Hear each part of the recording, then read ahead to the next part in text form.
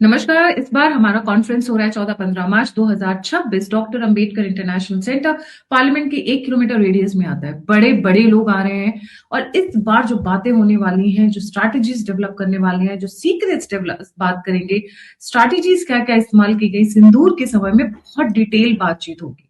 ये एक ऐसा महासम्मेलन है जिसे मिस नहीं किया जा सकता है। हमारे साथ कुछ एक ऐसे नाम भी हैं जो हैं तो बहुत बड़े बड़े हीरे, पर नजर नहीं आते हैं ज्यादातर पब्लिक मीटिंग्स में। वो सभी आने वाले हैं। आएंगे, आप मिलेंगे, उनसे बातचीत करेंगे, देखेंगे, समझेंगे, जानेंगे। तुम don't forget to register. The QR code is right on the screen. जल्दी जल्दी रजिस्टर करिए। Don't miss the opportunity. ऐसी बड़ी अपॉर्चुनिटीज जल्दी से नहीं आती हैं और सिर्फ ऑल्टरनेट मीडिया लेकर आता है आपके पास। जय हिंद, जय श्री राम, हर हर महादेव। नमस्कार। हमारे साथ जुड़े अवनीश पीएन शर्मा साहब और मुद्दा सुप्रीम कोर्ट का है। सुप्रीम कोर्ट ने हिंदुओं को फिर से बचाया।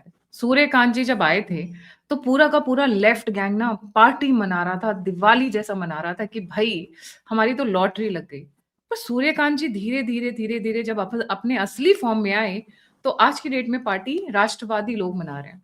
एक मुद्दा पहुंचा सुप्रीम कोर्ट के अंदर पासमानदा मुस्लिम्स को लेकर, और उस पे जो आया वो मैं कहूंगी हिंदुओं के लिए वो बहुत बड़ी खुशखबरी है। Sir, a very warm welcome on the show. नमस्ते गायत्री जी, आपके सभी दर्शकों को भी नमस्कार जी। सर, सुप्रीम कोर्ट में क्या मुद्दा था जो पासमानदा मुस्लिम बिल्कुल और बिल्कुल, आपने जिस हाँ बताएं प्लीज। जो इसका जो वर्डिक्ट आया वो क्यों एकदम से पूरे सभी राष्ट्रवादियों को दिल को छू गया? जी ठीक बात। ये जो पर्टिकुलर केस है, इसमें एक साहब हैं मोहम्मद वसीम सैफी साहब। ये एक पिटीशन लेके गए और पसमानदा मुसलमानों को जो एग्जिस्टिंग ओबीसी रिजर्वेशन है उसमें इंक्लूड करने की बात उन्होंने कही। ये सीजीआई साहब, उनके साथ एक और बेंच थी। सीजीआई साहब ने जो टिप्पणियां की, मौखिक टिप्पणी, कोई ऑर्डर नहीं किया, एक्सेप्ट नहीं किया, याचिका सुनने से इनकार कर दिया, वापस कर दिया, बैरंग लौटा दिया। इसलिए कोई डिसीजन नहीं। सबसे पहले तो ये कोशिश थी कि पसमानदा मुसलमानों को ओबीसी वाला जो कोटा है उसके अंदर घुसाया जाए। सुप्रीम कोर्ट ने इसको सुनने से इनकार कर दिया। लेकिन महत्वपूर्ण क्या है, डिसीजन तो कोई दिया नहीं, तो फिर महत्वपूर्ण क्या है? महत्वपूर्ण यह है जो टिप्पणियां की, एक तो वापस कर दिया, कंसीडर ही नहीं किया, लेकिन क्या कहते हुए कंसीडर नहीं किया, ये ज्यादा महत्वपूर्ण है। सुप्रीम कोर्ट ने ये बड़े साफ तौर पर, सीजीआई साहब की बेंच ने कहा गायत्री जी कि ओबीसी रिजर्वेशन की प्राइम क्राइटेरिया इकोनॉमिकली स्थिति है, आर्थिक आधार प्राइमरी जो उसकी पात्रता है वो है, सामाजिक आधार बाद में आता है। अब आप सोचिए, स्वर्गीय बीपी सिंह की सरकार ने जो मंडल कमीशन था, और मैं मंडल कमीशन के दौर का व्यक्ति हूं, मैंने लाठियां भी खाई हैं उसके विरोध में। मंडल कमीशन को अगर ओरिजिनली कोई पढ़े, जिसके बाद ये ओबीसी इंट्रोड्यूस हुआ रिजर्वेशन, उसके आधार इकोनॉमिक थे, सामाजिक आधार नहीं थे। सामाजिक आधार केवल सेकेंडरी कंसिडरेशंस थे। बीपी सिंह ने उस पूरे बॉक्स को बदल दिया, पलट दिया। सामाजिक आधार को ऊपर कर दिया और आर्थिक आधार को नीचे कर दिया, और ऐसा उन्होंने इसलिए किया ताकि उसमें और जातियों को, और जो बाद में हुआ, ओबीसी क्लास में और जातियों को इंक्लूड कर करके उसको आगे बढ़ाते गए राजनीतिक उसकी वजह से। मेरे दृष्टि में सीजीआई का ये कहना, ये मौखिक टिप्पणी करके वापस करना कि भाई उसमें सामाजिक आधार नहीं है, और ऐसा सीजीआई की तरफ से जब मैं देख रहा हूं तो मैं आपको बताऊं कितना कठिन प्रश्न इस समय हिंदुओं के सामने ऑलरेडी उसी सुप्रीम कोर्ट में है। दूसरा उन्होंने क्या कहा, किस आधार पर कहा कि नहीं सुनेंगे? दूसरा उन्होंने ये कहा कि आप ये चाहते हैं कि जाति हम तय करें, ये हमारा काम नहीं है, ये सरकार का काम है। यानी उसके लिए आपको पॉलिटिकल रास्ता अपनाना पड़ेगा, यानी आपको पॉलिटिकल ताकत रखनी पड़ेगी। आपकी सत्ता नहीं है तो दूसरी सत्ता से आप ये उम्मीद मत करिए कि कोई बिल लाके कोई सरकार इस समय की आपको रिजर्वेशन दे देगी। आप समझ रही? ये सीजीआई ने एक इशारा किया। तीसरा जो सबसे बड़ा इंपॉर्टेंट सीजीआई ने इशारा ये किया, जो कि बहुत खतरनाक होने वाला है। आंध्र प्रदेश ने जो एक 4% का अतिरिक्त ओबीसी आरक्षण मुसलमानों को देने का प्रोविजन रखा, जो कि सुप्रीम कोर्ट में चैलेंज्ड है, और सीजीआई ने कहा कि ऑलरेडी यह मामला एक फुल संविधान कॉन्स्टिट्यूशन बेंच के सामने है, इसलिए हम इसमें कुछ सुनवाई नहीं करेंगे, वहां अंतिम फैसला होगा। और सीजीआई के इस रुख से कि ओबीसी में आर्थिक आधार पहला है, सामाजिक बाद में, तो मेरी पूरी उम्मीद है कि जो आगे आने वाला संवैधानिक बेंच का जो फैसला आएगा, permanent 4% additional reservation to Muslims, उसमें खिलाफ फैसला आ रहा है। तो ये कहते हैं ना कि एक पैकेट डबल मजा, ये उस तरह की चीज है। आज भगाया, कहा कि नहीं, इस आधार पर पात्र नहीं हो, तो जिनकी चिंताएं ये हैं उन सामान्य वर्ग की, जो आज न जाने क्यों यूजीसी पर रूठे हुए हैं और तमाम तरह के बातें कर रहे हैं, महाराज प्रसन्न हो जाइए। 4% जो आगे बट्टा लगने वाला था हमारे हिंदुओं में, भाई 22% में जो हमारे हिंदू भाई हैं, उनके बीच में जो एक घुसपैठ हो रही थी या सामान्य वर्ग के कोटे से, क्योंकि वो उनमें नहीं हो रही थी, ये सामान्य वर्ग से 4% काटे जाने का रास्ता बनाया जा रहा था, ताकि वो पूरा रिजर्वेशन ही 4% से बढ़ जाए। तो उसको बचाया है सुप्रीम कोर्ट ने, और उनको कहा है कि ये हम नहीं तय करेंगे, ये लोकसभा तय करेगी। यानी जाओ, अगर औकात है तो कांग्रेस की सरकार बनाओ और तब उनसे कराओ, क्योंकि ये सरकार तो करेगी नहीं। तो ये मेरी दृष्टि में इस वजह से बेहद महत्वपूर्ण फैसला है। और फैसला मैं इसलिए कहूंगा कि न सुनना भी अपने आप में एक फैसला है, याचिका एंटरटेन न करना भी अपने आप में एक फैसला है। महत्वपूर्ण जो कमेंट्स हैं जी। ये इसलिए भी इंपॉर्टेंट हो जाता है कि माइनॉरिटीज का तो ऑलरेडी अपना एक रिजर्वेशन है, तो इन्हें हिंदुओं के ओबीसी में आने की क्या जरूरत है? आप वहां से लो ना, एग्जैक्टली। वहां से लो, आपके पसमानदाज हैं, अशरफ्स हैं, आप उनसे मांगो कि भैया आप हमें माइनॉरिटी के जो रिजर्वेशंस हैं उसके अंदर हम सबसे सताए कुचले पिछड़े वर्ग के लोग हैं, तो हमें इसमें एक्स्ट्रा रिजर्वेशन दो जी। बिल्कुल। और एक चीज और बताऊं, इसमें जो उन्होंने कहा कि सामाजिक आधार नहीं है, तो बड़ा इंटरेस्टिंग सवाल। मैं तो सीजीआई साहब को धन्यवाद दूंगा जो उन्होंने मौखिक कमेंट जो पास किए हैं इसमें। आप मुझे ये बताइए, अगर तुमको रिजर्वेशन ओबीसी में चाहना है, तो फिर मोहन भागवत की बात मान लो ना, घर वापसी कर लो। क्यों? क्योंकि मजहब के आधार पर तो रिजर्वेशन मिलेगा नहीं। उन्होंने अगर कहा तुम रिलीजन इज मानते नॉट द बेस, उन्होंने ये कहा religion is not the base. और तुम वाकई अगर गरीब हो, चलो मान लेते हैं, तुम वाकई गरीब हो, तुम पात्र हो, तुम्हें रिजर्वेशन चाहिए मेरे भाई, तो करो घर वापसी। ऑप्शन तो सामने दिया जा रहा है। भाई हिंदू तो छोड़ दीजिए कितना आरएसएस को मानता हो नहीं मानता हो, लेकिन मुसलमानों को तो आरएसएस से डराया गया है ना, खौफ पैदा कराया गया है ना, ये तो दुश्मन है तुम्हारे। उनकी तरफ से ऑफर है भाई, खुला ऑफर है घर वापसी का, तो घर वापसी करो। सीजीआई साहब ने उस तरफ भी सोचने पर मजबूर किया है कि मौलाना एक काम कर लो, अगर तुम्हें 4% का चाहिए, तो सीजीआई ये कह रहे हैं कि मजहब कोई आधार नहीं है, जाति कोई आधार नहीं है, सामाजिक आधार नहीं है, यहाँ आर्थिक आधार प्रबल है। तो हे लड्डन कबाड़ी, अगर तुम वाकई पात्र बनना चाहते हो, तो अपना नाम लक्ष्मण रखो ना, क्या दिक्कत है? लड्डन से लक्ष्मण हो जाओ और तुम आ जाओ 27% में चले जाओ, तब तुम्हारा कागज भी मिल जाएगा, देख लेना, ये आपको बता देंगे मैं अमुक फलाने ओबीसी कास्ट से आता हूं। तब इनको ये नहीं होगा, अभी जो गाजीपुर में आपको मिले हैं ना जुम्मन दुबे, और हमारे यहाँ आप पूर्वांचल की तरफ चले जाइए तो आपको मिल जाएंगे साहब शाही, एक ही गांव में शाही, आधे जो है प्रबल प्रताप शाही का नाम है, और दूसरा उनका ठीक पड़ोसी जो है वो गुड्डू लाल अमीन शाही नाम है। तो त्यागी आपको दिखाई देते हैं, तो इन तमाम लोगों के कागज भी मिल जाएंगे। इनको ये भी पता लग जाएगा कि हम पंडित जी थे, या हम रिजर्वेशन वाली क्लास में थे, या हम शूद्र थे, तो फिर ठीक है, घर वापसी का है। और सीजीआई साहब ने कह दिया। आप समझें वैचारिक दृष्टि से ये कितना बड़ा स्टेप इस समय सुप्रीम कोर्ट से निकल के आया है। और एक बात गायत्री जी, मैं तमाम प्लेटफॉर्म से कह रहा हूं, मैंने हरिशंकर जैन सर के साथ एक पॉडकास्ट किया था, मैंने उनसे एक सवाल पूछा। मैंने कहा सर ये बताइए, judicial reform judicial reform judicial reform, ये जुडिशियल रिफॉर्म किस चिड़िया का नाम, ये कैसे होगा सर? ये कौन एक ऑर्डर निकलेगा, उस पर कौन सिग्नेचर करेगा, कानून मंत्री करेंगे, ये कौन करेगा सर, राष्ट्रपति जी करेंगे, ये कैसे होगा, किस चिड़िया का नाम है? उन्होंने कहा देखो ये टू वे सिस्टम है। खुद जुडिशरी अपने अंदर बदलाव शुरू करेगी, क्योंकि वो संवैधानिक संस्था है। किसी ऑर्डर से आप उसको नहीं बदलें, और अगर बदलेंगे तो ये गलत होगा। संविधान की जो मूल भावना है उसके अलग होगा। तो क्या होगा कि समाज और एक तरफ जो जुडिशरी है वो खुद, जब ये दोनों सुधार की तरफ चलेंगे तो फिर सरकार का काम सिर्फ इतना है, जो उसने राम मंदिर फैसले में किया, उसने ट्रस्ट बनाने देने का काम कर दिया, वो फॉर्मुलाइज कर देगी। लेकिन पहले नियत होनी चाहिए, और वो अब पिछले कुछ दिनों से, कुछ समय से आपको देश की जुडिशरी में देखने को मिल रहा है। मैं सिर्फ सुप्रीम कोर्ट और नए सीजीआई के समय की बात नहीं कर रहा। ऐसे तो तमाम फैसले मैं आपको गिना दूं, जो हमें चौंका जाते हैं कि अरे!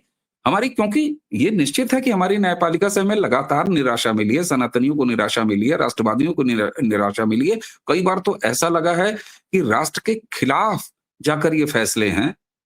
लेकिन उसके बावजूद भी अगर आप कुछ समय से देखें बीते, तो ऐसा लग रहा है कि वाक़ई जुडिशरी अब ने अपनी खिड़की खोली है, और कई ऐसे फैसले सुप्रीम कोर्ट से, बाकी जो हमारे हाई कोर्ट्स हैं वहां से, इवन सेशन से, और मैं तो सबसे बड़ा उदाहरण देता हूं आपको, ये बताइए, संभल में हमने अपनी पूरी पुराणिक जो अवस्थापनाएं थी उनको वापस पाया है। अपने कूप, बावड़ी, तालाब, कुएं हमने वापस पाए हैं, अपने मंदिर हमने वापस पाए हैं। किसकी वजह से? सेशन अदालत का तो फैसला था, और किसका था? हरिहर मंदिर अगर कल को हमारे पास आएगा जामा मस्जिद से, तो वो किसका फैसला था? वो कहाँ से निकला था? वो कहाँ से इनिशिएट हुआ था? वो एक सेशन कोर्ट से इनिशिएट हुआ था। तो मुझे लगता है कि अब वो समय हम देख रहे हैं कि जुडिशरी भी इस तरह के वैचारिक इशारे कर रही है। बाकी ये हम नागरिकों की ज़िम्मेदारी है कि हम उसे कितने सटीकता से डिकोड करते हैं, और डिकोड करके इस नैरेटिव को आगे बढ़ाते हैं, और साफ तौर पर जो समाज के अंदर से एक मुखरता आ रही है, वो दोनों जब एक साथ चलेगी, तो मुझे लगता है कि इस तरह के फैसले आएँगे। ये छोटा-मोटा फैसला नहीं है, और इस फैसले, इस हैपनिंग के बाद जो संकेत निकले हैं, वो तो बहुत बड़े हैं। जी। संकेत और कौन-कौन से निकले हैं सर? 1-2 तो अभी आपने बताए। जी। 2 मैंने अभी आपको बता दिए, तीसरा ये बताया कि भीड़ तंत्र नहीं चलेगी। हुँ। और ये बहुतों को इशारा है, मैं बड़े साफ तौर पर कहूँ। ब्लैकमेलिंग नहीं चलेगी। मज़हबी ब्लैकमेलिंग जब नहीं चली, तो मैं बड़े साफ शब्दों में इशारा कर रहा हूँ, बाकी कोई ब्लैकमेलिंग भी नहीं चलेगी, कि फलाने तुझसे बैर नहीं और फलाने तेरी खैर नहीं, इस तरह की ब्लैकमेलिंग भी नहीं चलेगी। ये भी इशारा गया है। मैं बहुत हुँ, साफ तौर पर कह रहा हूँ कि जब हमारे देश की न्यायपालिका ने कहा कि नहीं, मज़हब के आधार पर 4% का अतिरिक्त घुसने तुम्हें नहीं देंगे, रिज़र्वेशन नहीं देंगे, कोई सवाल ही नहीं है, उसका इशारा आ गया। आज भले ना वो फैसला आया हो, जब इसको खारिज किया और ये संकेत दिया कि नहीं, मज़हब के आधार पर नहीं घुसाया जा सकता ओबीसी के क्लास में, तो उस पूर्ण संवैधानिक पीठ की तरफ भी इशारा कर दिया कि फैसला क्या आने वाला है। मैं बता रहा हूँ आपको। आज मेरी जी। बात नोट करके रखें, ये फैसला जिस दिन आएगा तो फिर आपके साथ बातचीत कर लूँगा मैं, जी। संवैधानिक सर पीठ का। तो बहुत सारे संकेत गए हैं बड़े साफ तौर पर। बाकी ये है कि डिकोड करिए, कोई ब्लैकमेलिंग नहीं। हाँ, आमर्श है तो उसको दिखाइए। लेकिन ये दिखाने के चक्कर में अपने दोनों हाथ में 2 कुल्हाड़ियाँ लेके, एक गर्दन पर और एक पैर में मत मारिए, क्योंकि अटल बिहारी वाजपेयी की उस राष्ट्रवादी सरकार को जाते हुए हमने देखा है, उसके बाद का दौर हमने देखा है यूपीए 1, यूपीए 2 में। एक बिल्कुल बाबरी सही। मस्जिद के ध्वंस के बाद स्वर्गीय कल्याण सिंह को सत्ता से हमने बाहर किया, और उसका दंश हमने 2017 तक देखा है। तो ये हमें याद रखना चाहिए। बिल्कुल सही सर। इसमें ममता का भी केस मैं लाना चाहूँगी। ममता ओबीसीज़ की लिस्ट में सारे मुस्लिम्स को भरती है, आपको भी पता होगा सर? डबल इंजन की सरकारों की आवश्यकता क्यों है? ये बंगाल की जनता सोचे। देखिए गायत्री जी, हम आप बैठ के बंगाल का मुस्तकबिल तय नहीं कर सकते। ये काम बंगाल की आवाम को, बंगाल की जनता को खुद करना पड़ेगा। मेरी बातें बहुत बार कड़वी लगती हैं, मैं पंजाब के संदर्भ में भी यही कहता हूँ। हुँ। और तब मैं 2 उदाहरण देता हूँ। 2017 से उत्तर प्रदेश का क्या स्थिति थी, आप मुझे ये बताइए। आप भी उत्तर प्रदेश से मूल रूप से आती हैं, मैं भी उत्तर प्रदेश से सर आता हूँ।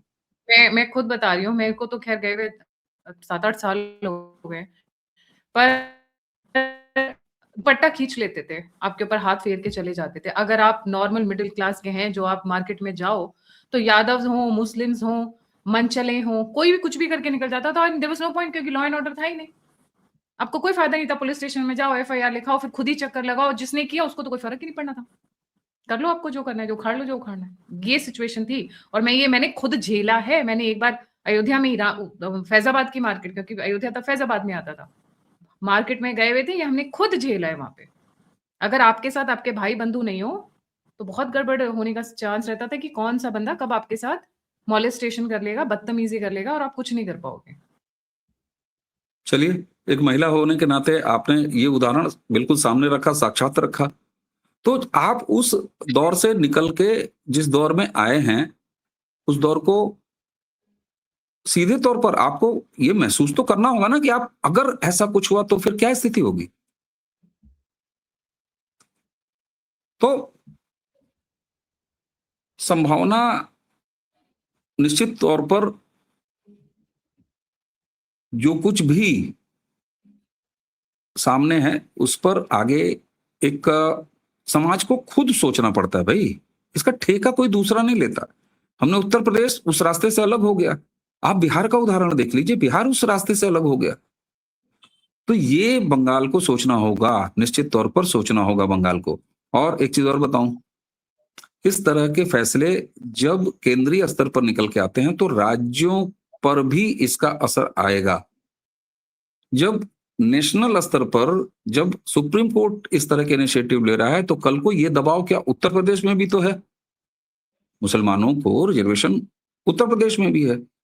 कई ऐसे राज्य हैं जहां है। लेकिन आप अगर उसका अतिक्रमण अब और नहीं होने देना चाहते हैं, तो इसके लिए तो फिर आपको सरकार या राजनैतिक या डबल इंजन वाला जो कॉन्सेप्ट है इनका, वो तो करना पड़ेगा ना। उत्तर प्रदेश का उदाहरण आपके सामने है, बाकियों का उदाहरण आपके सामने है। तो बंगाल को तो अपने बारे में सर सोचना ही पड़ेगा, आज नहीं तो कल। सर हर कोई जातियों की बात करता है जब बात हिंदुओं की होती है। मुसलमानों में भी तो हैं, और पासमानदास को देख के तो सर मुझे दया आती है, ऑनेस्टली स्पीकिंग। उनकी जो हालत है, मतलब टीस उठती है दिल में। एक्चुअली में टीस उठती है। ये कन्वर्ट ये सोच के हुए थे, हमारे ही समाज के लोग थे कि इनको सर आंखों पे बिठाया जाएगा, इनको बराबरी का जर्दा दिया जाएगा, पर इनके साथ तो डबल मार हो गई। और एक अब ये कुंठा से भी भर पड़े हैं। क्यों? क्योंकि कन्वर्ट जब हुए तो ये सोच के कन्वर्ट हुए थे कि सेम मस्जिद में जाएंगे, इक्वालिटी मिलेगी, ये होगा वो होगा। हो गया उल्टा। वहां पर ये और ज्यादा दबाए गए, कुचले गए, एक्सप्लॉइट किए गए। इनकी महिलाओं के साथ क्या क्या हुआ बोलने की जरूरत नहीं है। बट आज भी आप चले जाइए पासमानदा विलेजेस में, आप घुस नहीं सकते हो, क्योंकि आप जो देखोगे वो आपके दिमाग में डिप्रेशन क्रिएट करेगा। और अब ये कुंठा से भर गए हैं। पासमानदास की बात कर रही हूँ, आप देख लीजिए, जहां पे भी कोई हो रहा है, बॉम्ब एक्सप्लोजन हो रहा है या कोई भी ये एक्टिविटीज हो रही है, उसमें पासमानदास को ही क्यों यूज किया जा रहा है? अशरफ को लेकर आओ, वो जो मैडम है घुंघराले बालों वाली राणा युग को लेकर आओ, और एक वो जो अब साड़ी पहन के करती है शो, सर मैं उनका नाम भूल गई, आई फॉरगॉटन हर नेम, जो जिनकी वीडियोस बहुत वायरल हुई थी, जर्नलिस्ट हैं। मेरे व्यूअर्स लिख देंगे, वो समझ जाएंगे कि मैं नाम भूल। जर्नलिस्ट हैं सर, जो राणा युग की बिरादरी की है, क्या नाम है सर, मेरे व्यूअर्स लिख देंगे, आई एम श्योर। जी जी। अ, शायद आप अरफा पाजामा खानम, शेरवानी या इस अरफा टाइप की कोई बात कर रही थी। अरफा खानम, देखिए आ गया अरफा अच्छा, खानम। अरफा खान। हाँ, वही पाजामा शेरवानी टाइप की बात मुझे लगा ऐसा, आपने जब इतना बोला। देखिए, आपने अभी पूछा था कि संकेत किस बात के और निकले हैं, जो अभी सीजीआई साहब ने ये उठा के फेंका है, और आगे जो कॉन्स्टिट्यूशनल वो संवैधानिक जो पीठ है, उसका 4% वाला। तो एक संकेत ये भी तो आया है कि भाई तुम्हारे यहाँ तो 3-13 होता ही नहीं था, फिर ये क्या है? ये पसबंदा कौन है? क्यों इनको चाहिए?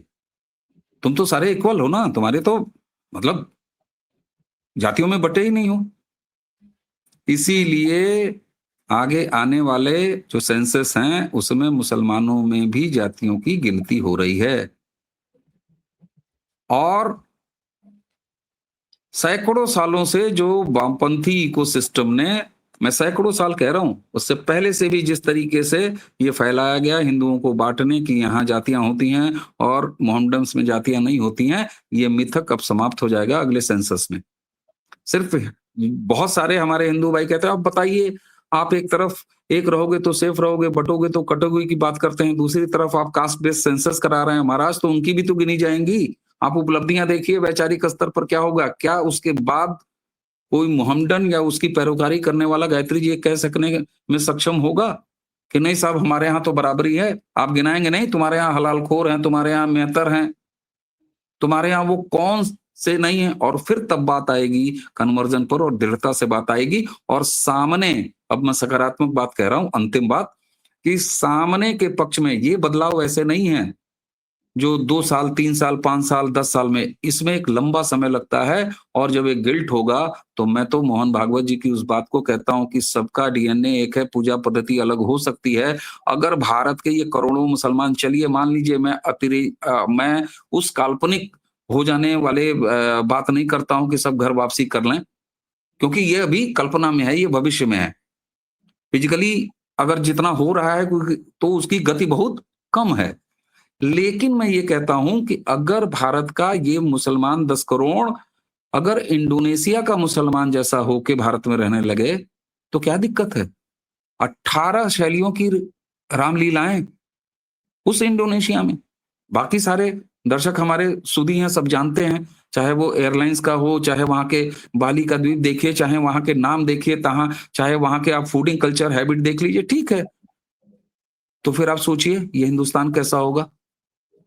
तो मुझे लगता है कि यहां से ये तमाम ऐसे संकेत हैं जो बोले, और ये एक समय काल में होगा।